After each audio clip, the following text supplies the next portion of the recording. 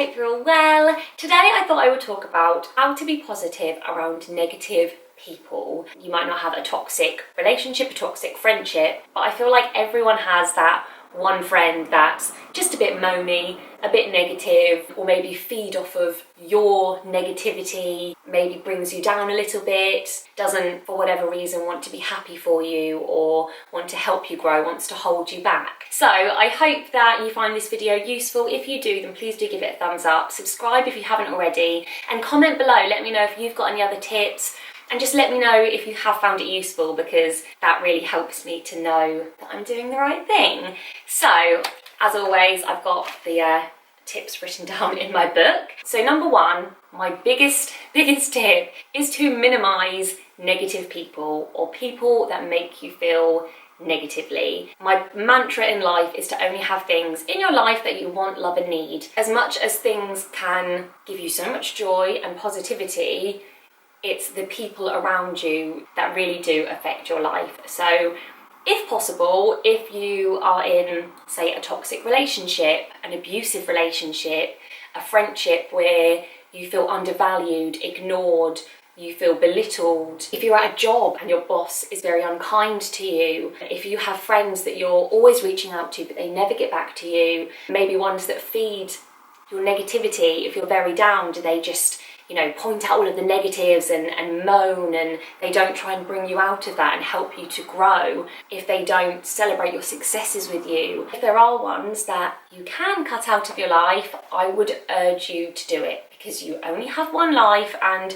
you are the people that surround you. To an extent, the people that you have in your lives have such an influence on your mood. I just think if you can surround yourself with people that want to nurture you and want to help you grow as much as you want to do for them, because it works both ways as well, that should be the goal. Have people in your life that you want, love and need. So number two is to set boundaries.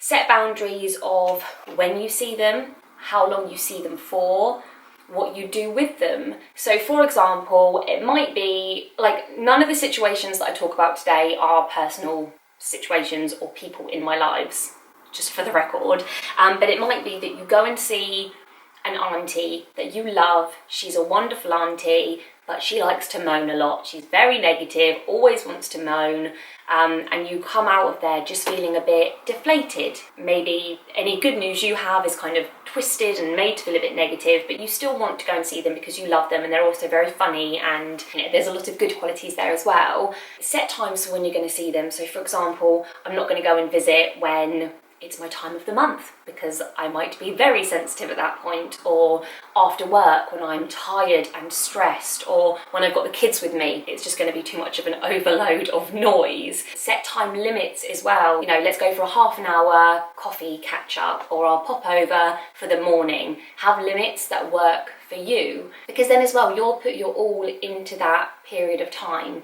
You won't constantly be thinking like, oh, I want to go, how do I get out of this, or I'm feeling really down. You'll focus on that time being really positive. You'll be able to kind of block out the negativity and things like that, and you'll make the most out of that time. Number three is to be selective with the information that you share. So for example, if you have a friend that's a bit of a gossip, or you have someone that's just can be quite negative when you've got positive news, don't share the positive news with them. If you know that maybe your pregnancy announcement or your new job or your new relationship, your new home, something really positive in your life is maybe going to be belittled or knocked down, or, oh, but it's not really the right time, is it? Oh, are you sure you can afford that? Comments that may just seem harmless, they may not be meant with any kind of malice intended. If you know that those kind of things are going to bring you down, you can just say, by the way, this is my news, we are overwhelmed with joy, but I'm going to change the subject, or, but I've spoken about it so much this week, so, we'll talk about it another time, and just move on, redirect the conversation. Number four is to have plans or something put in place for after you're around the negative person or the person who evokes a negative kind of reaction to you.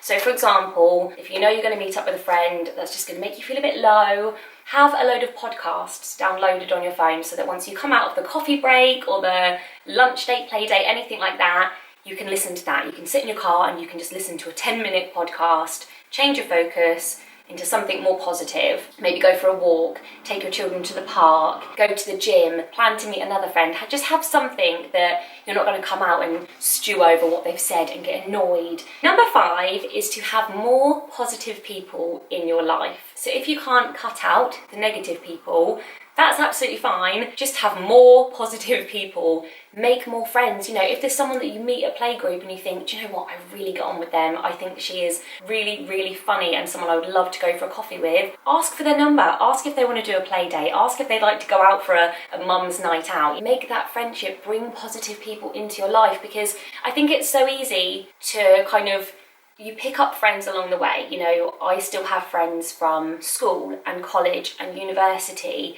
and then you make friends at work. Unless you change jobs regularly, or you have quite a lot of new people starting at your work, it can be quite hard to make new friends. So I've made sure that at Jasper's school, because my son Jasper started school this year, I've made some friends, like parents from his class. And when I go to the gym, I've made friends there. And it's nice to have fresh, new people in your life to give you a new perspective, and that might in turn help you to have a different outlook on the people that are maybe a bit negative in your life. And lastly, I know I said that there were 5 things, but I just want to add one more in, and that is that other people will have an opinion of you. Everyone has an opinion, everyone's entitled to their opinion, and that is none of your business. It is absolutely none of your business what other people think of you. And the only time that you need to let it become your business is when it physically affects you. But if someone has an opinion, if someone's not happy for you for your baby news, your new relationship, your new job, okay, that's great, that's your opinion. Set that boundary, end the conversation, put all of these things in place, but ultimately know that other people's opinions of you are irrelevant. You know, where I put my life online, I get people that, you know, don't like some of my parenting decisions, that don't like the way I look or the way I talk, the way my children look. You know, I get comments, maybe one comment in 100 is a negative one. The rest are all wonderful, even though, yes, they do bother me. I'm not going to lie, I'm not going to, you know, make out that I don't care what anyone thinks of me, because everyone wants to be liked, of course they do.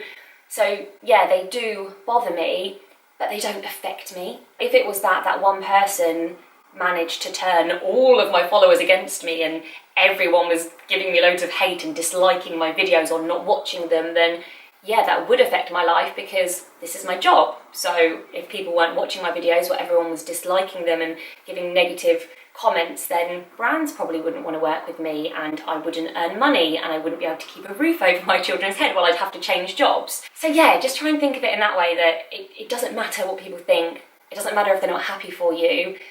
Don't let your happiness depend on what their reaction is to your news. And if you honestly think that it will affect you, just set those boundaries for you. I feel like that's my most important one. If you can't cut people out, set boundaries so that keeping them in your life allows it to still be a positive experience, but ultimately work from the inside. And I'll do another video on this, I think, about how changing your self-perception and really working on being confident enough in your own decisions, your own life choices, to not let other people's opinions affect you. So if you'd like to see that video, then let me know in the comments below. And I'm going to wrap it up now, because I feel like it's quite a lot longer than I planned for it to be. But I hope you like this video, and I will see you next time. Thanks for watching. Bye!